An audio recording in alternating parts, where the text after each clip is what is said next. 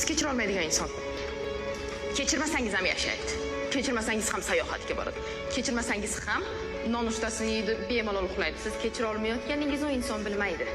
Va endi ikkinchisini aytaman sizga. Kechirsangiz ham u shunday yashaydi. Kechirsangiz ham u ovqatini yeydi, nonushtasini yeydi. Ammo kechira olmaslik shunday narsaki, uni o'limini kutasizda, ammo zaharni siz o'zingiz ichasiz. Kechirish siz uchun kerak. Sizni qalbingizda yashaydi bularning hammasi. Va biz nega kechirmaymiz, bilasizmi? Kechirmayman, qilgan ishiga ozgina bo'lsa ham nimani uyalsin, aybdordek his qilsin deymiz. Ammo ishoning, hech qachon bunday bo'lmaydi.